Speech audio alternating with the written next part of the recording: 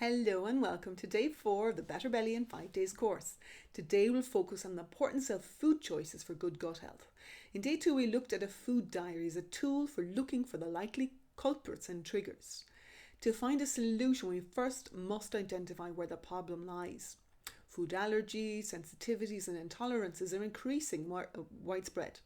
The prime suspects include foods like wheat, dairy, citrus fruits, pork, nuts, eggs and certain seeds. So we must go back to the food diary and see if we can find out where the trigger is.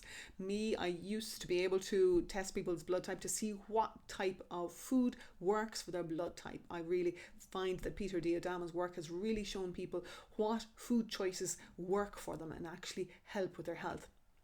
And our gut health, when it is poor, we can sometimes have an issue called leaky gut syndrome, and that can affect how our body is actually absorbing our nutrients, and we can have issues like bloating, gas and wind. What we need to do to help with that is to what we have to do What we can do is focus on better food choices, using our diary and using kind of structures on what we're actually going to eat to try and eliminate what's actually causing problems.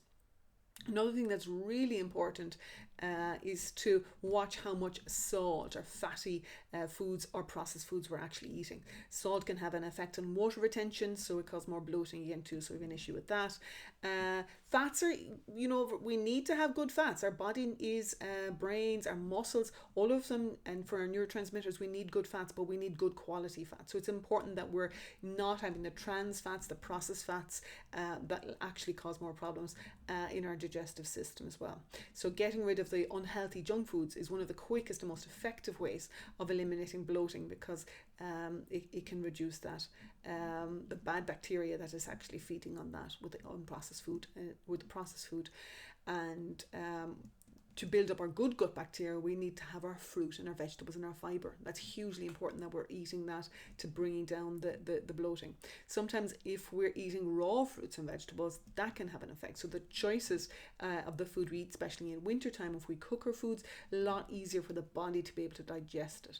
Some people find that broccoli and cauliflower is boiled can actually cause more wind and bloating, but the way we cook it, like stir-fried, can actually reduce the bloating and the gas from it as well. So it's important that we can actually watch the way we're cooking, can have a big effect on it as well too. And again, I sometimes tend to talk too fast, so we can be the same when we're eating. So we need to slow down.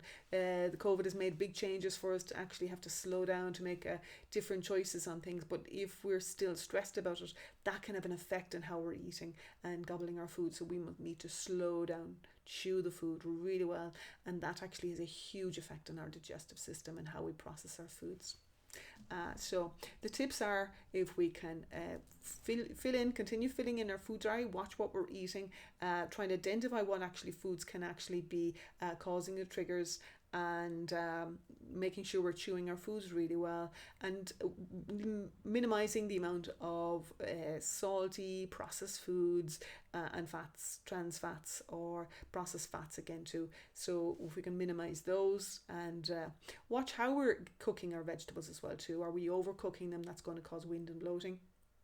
And slowing down where we're eating. All these tips are great for actually helping with our digestion. Thank you.